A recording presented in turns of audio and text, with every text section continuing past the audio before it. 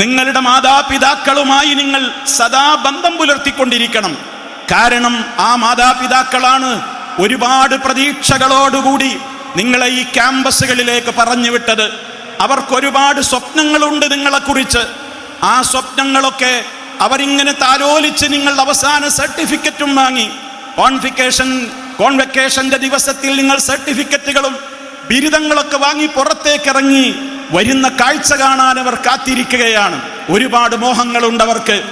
ആ രക്ഷിതാക്കളുമായി നിങ്ങൾ നിരന്തര ബന്ധം വേണം.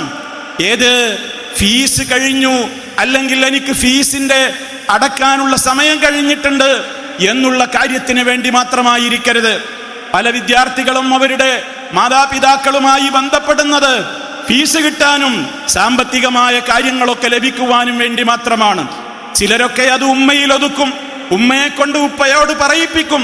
ചില മക്കൾക്കൊന്നും ഉപ്പമാരോട് സംസാരിക്കുവാനുള്ള ഒരു പ്രത്യേകമായ താല്പര്യം പോലുമില്ല. അത്രയും അവരുമായി ഒരു അവഗണനയും ഒക്കെ കഴിച്ചു കൂട്ടിക്കൊണ്ടിരിക്കുമ്പോൾ ശ്രദ്ധിക്കണം. നമ്മൾ കാരണം നമ്മുടെ ഉമ്മയുടെ കണ്ണിൽ നിന്ന് ഒരു കണ്ണുനീരറ്റേണ്ടി വന്നാൽ, ഉപ്പ കരയേണ്ടി വന്നാൽ, ആ കണ്ണുനീരിന് പകരം നൽകുവാൻ ഒരിക്കലും നമുക്ക് സാധ്യമാവുകയില്ല എന്ന തിരിച്ചറിവുണ്ടാകണം. അതുകൊണ്ട് നിരന്തരമായി ഉമ്മയെയും ഉപ്പയെയും വിളിച്ചുകൊണ്ടിരിക്കണം. ക്ഷേമാന്വേഷണങ്ങൾ നടത്തണം. അവർ നിങ്ങളോടപ്പോൾ സ്നേഹത്തോടെ ചോദിക്കും. ഈമാനുള്ള ഉപ്പമാരും ഉമ്മമാരും നിങ്ങളോട് ചോദിക്കും, മോനെ ഇന്ന് നിസ്കാരം നിർവഹിച്ചിട്ടുണ്ടോ? ഇന്ന് നീ നിസ്കരിച്ചിട്ടുണ്ടല്ലോ അല്ലേ? ഇന്ന് നീ ഖുർആൻ ഓതിയിട്ടില്ലേ മോനെ? ഇന്ന് നീ ചൊല്ലേണ്ട ദിക്റുകളൊക്കെ രാവിലെയും വൈകുന്നേരവും ഒക്കെ ചൊല്ലിയിട്ടില്ലേ? നീ ഞങ്ങൾക്കൊക്കെ വേണ്ടി പ്രാർത്ഥിക്കുന്നില്ലേ എന്ന് പറയുമ്പോ സത്യസന്ധമായി ആ ഉമ്മയോട് മറുപടി പറയണം, ആ ഉപ്പമാരോട് മറുപടി പറയണം.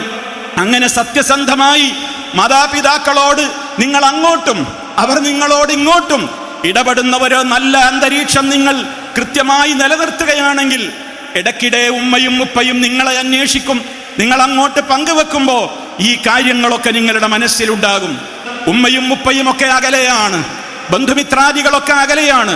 നിങ്ങൾക്ക് ചുറ്റും ഒരു വലയമുണ്ട്, അതാണ് നിങ്ങളുടെ കൂട്ടുകാർ. ആ കൂട്ടുകാരാണ് നിങ്ങൾ നന്നാവാൻ സമ്മതിക്കാതെ നിങ്ങളുടേതായ പ്രത്യേകമായ കാര്യങ്ങളിൽ ഇടപെട്ടുകൊണ്ട് വീണ്ടും തിന്മകളുടെ ചെളിക്കുണ്ടിലേക്ക് നിങ്ങളെ വലിച്ചഴക്കുക.